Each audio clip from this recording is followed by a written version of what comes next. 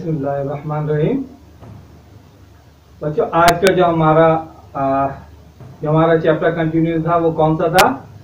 World traveller, जिसमें हमने दुनिया के कुछ पास्ट में जो ट्रैवलर थे, बड़े बड़े उन्होंने जो फेमस ट्रैवलर थे, जो जिन्होंने जो है वो अपनी एक बड़ी स्ट्रगल के बाद जो है वो कुछ नए सी रूट्स और लैंड रूट्स जो है वो डिस्कवर किए। और ये लैंड रूट या सी रूट क्यों डिस्कवर या एक्सप्लोर करने पड़े? ट्रेडिंग के लिए, क्योंकि जो ट्रेडिंग के जो रूट्स थे जिस पर ट्रेडिंग हुआ करती थी उनमें बहुत सारी मुश्किलात भी आती थी। कभी कोई ट्रेड रूट जो है वो सीज हो जाता, बंद हो जाता है, कभी कोई गवर्नमेंट आ जाती किसी ट्रेड रूट के रास्ते पर, लिहाजा ग्रेजुअली उसको जो है लैंड रूट भी चेंज होता रहा, जिसमें हमने क्या पढ़ा था? मार्को पोलो ने अपना जो है लैंड रूट चेंज किया था। इसी तरह सी रूट की एक यूरोप से इंडिया के लिए जो है थिंकिंग शुरू हुई कि किसी तरह से एक नया सी रूट डिस्कवर किया जाए।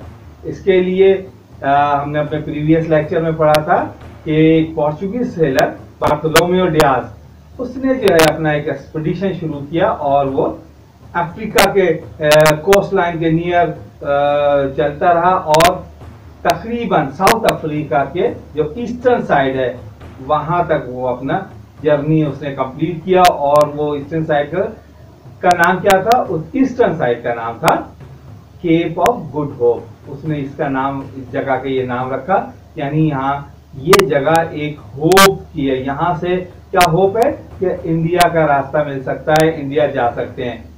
लेकिन कुछ इंटरनल जो उसके क्रू की प्रॉब्लम आई, जिसकी वजह से उसको अपना ये जो एक्सपीडिशन जो इनकम्प्लीट रहा और वो वापस पोर्टुगल वापस चला गया।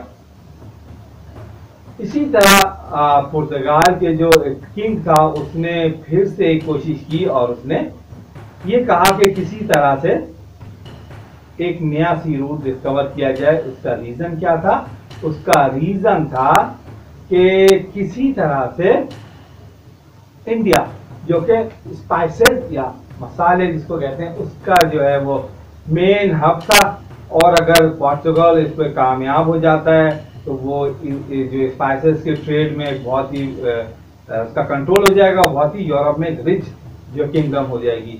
वो इतना ज्यादा फेमस उस वक्त स्पाइसेस थे, लिहाजा वास्को डी गामा ने अपना एक नया एक्सपीडिशन शुरू किया। वास्को डी गामा कौन था? वास्को डी गामा का जो फादर था वो भी जो है वो जो शिप्स का एक किंग की तरफ से नॉमिनेटेड एक हेड था, जो जितनी भी शिप्स थी उसको नेविगेशन के जो है वो फैसिलिटीज प्रोवाइड किया करता था। लिहाजा वास्को डी गामा ने अपने फादर के डेथ के बाद अपना वही प्रोफेशन चुना, वही प्रोफेशन लिया जो कि उसके फादर का था। लिहाजा उसने जो पोर्चुगल का किंग था उसने उसे इंडिया के एक नए सी रूट को डिस्कवर करने के लिए भेजा। लिहाजा उसने अपना पहला जो वॉयज था 1497 में स्टार्ट किया to find a new sea route to India और ईस्ट। वास्को डी गामा ने वही मैप को फॉलो किया जो कि बार्थोलोमेओ डियाज ने किया था। उसी मैप को फॉलो करते हुए वो जो है वो केप ऑफ गुड होप तक पहुंच गया, और जिसको अब हम क्या कहते हैं? मोजाम्बिक कहते हैं। वहां से फिर वो इसी अफ्रीकन कॉन्टिनेंट के कोस्ट लाइन के साथ साथ चलता रहा और कीनिया की जो पोर्ट था मंबासा, वहां तक पहुंच गया। वहां पे उसको आगे बिल्कुल भी इंडिया का रास्ता मालूम नहीं था। लिहाजा वहां पे एक मुस्लिम सेलर था, उसने वास्को डी गामा के साथ डील की और उसको वास्को डी गामा को इंडिया का जो सी रूट था उसको बताने पे एग्री कर लिया। लिहाजा वो मंबासा यानी कीनिया की जो पोर्ट था वहां से इंडिया की तरफ चले और आफ्टर 27 डेज के बाद वो इंडिया की जो साउथ केरला की जो पोर्ट सिटी था जिसको कालीकट कहते थे, वहां पर पहुंचा। जब वास्को डी गामा की इंडिया एक नए सी रूट डिस्कवर कर लेने के बाद यूरोप से अब डायरेक्ट बाय सी का जो इंडिया का रास्ता जो एक मिल गया यूरोपियंस को, और वो जो टर्किश लैंड से होके गुजरता था बाय लैंड का रास्ता, अब उन्होंने उससे जान छुड़ा ली, क्योंकि जब टर्किश गवर्नमेंट आ गई थी तो उन्होंने वहां से ऑलमोस्ट ट्रेडिंग जो है वो इम्पॉसिबल हो गई थी, और डिफरेंट बहुत सारी और प्रॉब्लम थी सी लैंड, और बहुत सारी डिफरेंट प्रॉब्लम थी बाय लैंड में, क्योंकि वो थ्रेड थे और बहुत सारे जो भी कॉन्वे गुजरते थे, गवर्नमेंट का तो एक अलग थ्रेड था, बट डिफरेंट ट्राइब जो रास्ते में पड़ते थे उसकी तरफ से एक अलग थ्रेड था। लिहाजा अब यूरोप को एक डायरेक्ट सी रूट मिल गया इंडिया की तरफ आने का। इस तरह से उसकी जो टर्किश लैंड से जाने की जो प्रॉब्लम थी वो खत्म हो गई। एक बहुत बड़ा डिस्कवरी थी, बहुत बड़ा एक अचीवमेंट थी वास्को डी गामा की। वास्को डी गामा यहाँ के जो किंग था उस वक्त, केरला स्टेट का, उससे ट्रेडिंग की बहुत सारे एग्रीमेंट पे उसको कायम करता रहा, बट वहाँ के कुछ उसके जो मिनिस्टर्स थे वो किंग को या राजा को रिफ्यूज करने का कहते रहे। लिहाजा अब एटलीस्ट 3 मंथ तक वो ये कोशिश करता रहा कि पोर्चुगल और इंडिया की तरफ से कोई ट्रेड एग्रीमेंट हो जाए, बट वो इस पे कामयाब नहीं हो सका। लिहाजा तकरीबन 3 मंथ के बाद उसने अपना वापसी का सफर दोबारा शुरू किया, और एटलीस्ट 10 मंथ के बाद वो दोबारा से पोर्चुगल पहुंचा। इस तरह यानी जब वो आया और शुरू किया तकरीबन आने और वापस इंडिया के रूट वापस पोर्चुगल जाने में उसको 10 महीने लग गए, 10 मंथ। ये एक बहुत बड़ी अचीवमेंट थी, ऑल्दो वो कोई ट्रेड एग्रीमेंट पे उसको वहां के राजा को कन्विंस नहीं कर सका, बट ये एक रूट डिस्कवर हो गया था जो कि इन फ्यूचर यूरोपियंस उसको इस्तेमाल करने वाले थे। तो वास्को डी गामा ने अपना सेकंड वॉयज 1524 में दोबारा इंडिया की तरफ शुरू किया, और इस दफा वो special envoy to the king of Portugal की तरफ से नॉमिनेटेड था।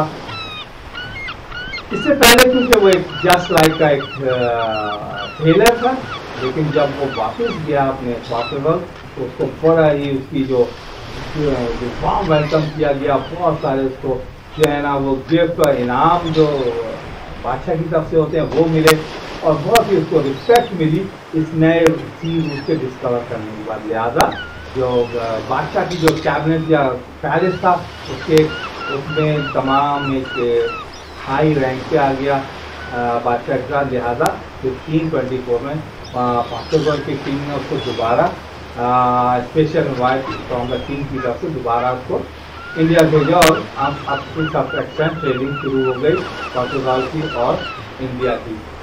और खास ट्रेडिंग का जो प्रोडक्ट क्या थी, स्पाइसेस। इस तरह से पोर्चुगल इस तरह से वास्को डी गामा ने एक अपना थर्ड वॉयज एक और इंडिया की तरफ किया, और लिहाजा लेकिन थर्ड वॉयज में वो वापस नहीं जा सका, और यहीं उसकी इंडिया में केरला ही में उसकी डेथ हुई, और यहीं वो उसकी ग्रेव है। अच्छा, इस नए रूट के डिस्कवर करने से फायदा क्या हुआ? इस नए रूट के डिस्कवर करने से ट्रेडिंग में बहुत बड़ी चेंजेस आ गई। यूरोप और एशिया या इंडिया की तरफ जो या चाइना की तरफ जो ट्रेडिंग हुआ करती थी वो ऑल टुगेदर चेंज हो गया। उसका जो प्लेस था वो ऑल टुगेदर चेंज हो गया।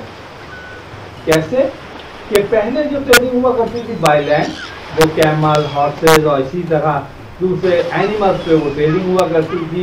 इसका मतलब है कि जो भी गुड्स होगी वो बहुत ही थोड़ी यानी कम, उसका अमाउंट जो होगा वो थोड़ा होगा, क्योंकि एनिमल्स के थ्रू कितना ज़्यादा सामान ले जा सकते थे। लिहाजा जो ट्रेडर थे वो कोशिश करते थे कि जो गुड्स हो वो उसकी क्वांटिटी तो कम हो, बट वो अमाउंट में ज़्यादा हो, प्राइस उसकी हाई प्राइस हो, यानी वो जेम्स, ज्वेलरी, गोल्ड और इस तरह की चीज़ें की ट्रेडिंग किया करते थे। इसके अलावा कोई ट्रेडिंग किया नहीं करते थे, क्योंकि उसका जो रेट, अमाउंट और जो वॉल्यूम था वो ज़्यादा था, लिहाजा एनिमल्स तो पॉसिबल नहीं था।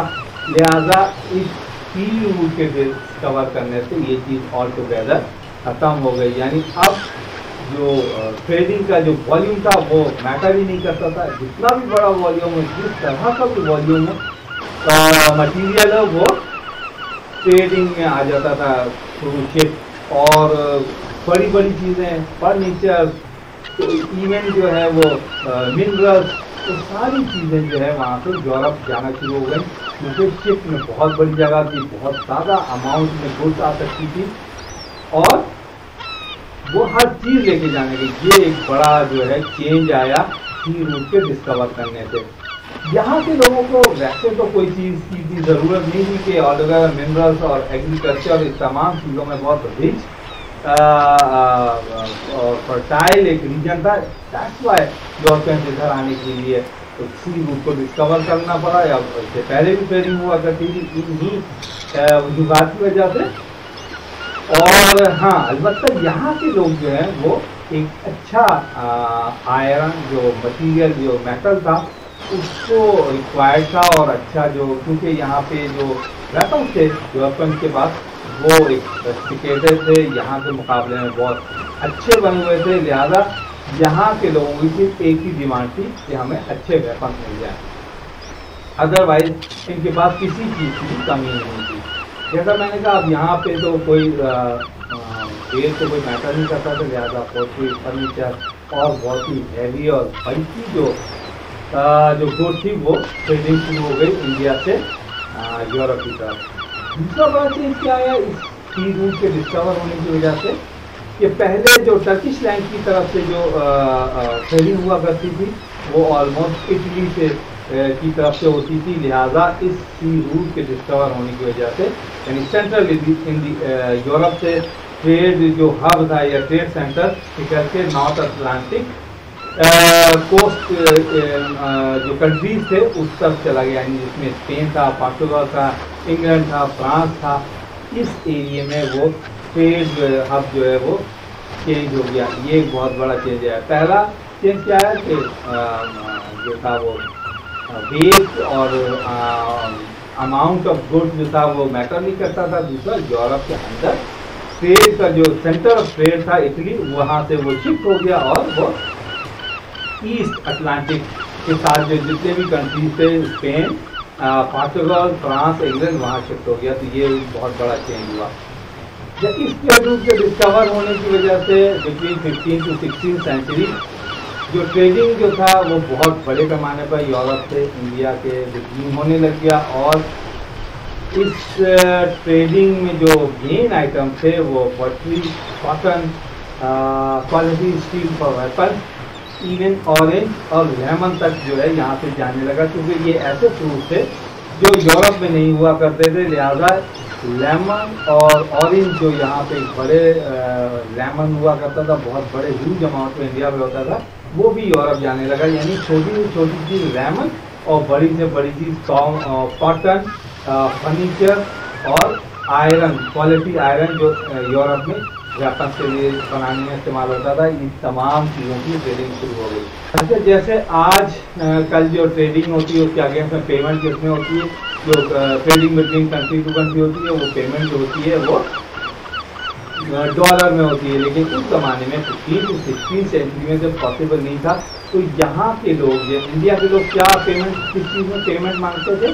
वो कहते थे ये जो चीज़ें हम ट्रेड कर रहे हैं इनके अगेंस्ट में उन्हें गोल्ड चाहिए। लिहाजा यूरोपियंस के लिए तो ये कोई बड़ी बात नहीं थी, क्योंकि वो ट्रेडिंग कर रहे थे वहाँ। इससे पहले वो साउथ अमेरिका की तरफ से बहुत बड़े पैमाने पे जो उन्होंने डिस्कवरी की थी कोलंबस के टाइम में, और बहुत ही बड़ा ट्रेजर उन्होंने रेड इंडियंस के हाथ लगा था, जो उन्होंने इस पूरे इलाके पे कंट्रोल हासिल कर लिया था और बड़े पैमाने पर कत्लेआम किया था रेड इंडियंस का। तो उनका तमाम जो ट्रेजर था वो उनके हाथ लगा, और वो बड़े रिच थे गोल्ड और सिल्वर में। लिहाजा वो इंडिया में जो ट्रेड के अगेंस्ट में जो पेमेंट उनको चाहिए होती थी गोल्ड या सिल्वर में, वो उनके लिए कोई मैटर ही नहीं रखता था। लिहाजा वो इजीली पेमेंट करते थे और एक बड़े पैमाने पर ट्रेडिंग शुरू हो गई। इस तरह से आज हमने अपना थर्ड जो एक्सप्लोरर था वास्को डी गामा, उसको कवर किया। और असल जो ट्रेडिंग में जो एक ग्रेट चेंज आया वो वास्को डी गामा के इस नए सी रूट के डिस्कवर करने से पैदा हुआ, जो कि उसने पोर्टुगल से अफ्रीकन कॉन्टिनेंट को क्रॉस करते हुए इंडिया तक पहुंचा। ये एक बहुत बड़ी डिस्कवरी थी, जिससे आगे चल के बहुत बड़ा change India, China, south east Asia, इसमें एक बहुत बड़ा पॉलिटिकल चेंज आया, यानी तमाम, और ट्रेडिंग में बहुत बड़ा चेंज आया, यानी तमाम का तमाम जो चेंजेस आई वो वास्को डी गामा के इस नए सी रूट के डिस्कवर होने की वजह से आया। लिहाजा आज का हमारा ये चैप्टर कंप्लीट हुआ और इंशाल्लाह नेक्स्ट लेक्चर में हम इसकी एक्सरसाइज करेंगे। Thank you.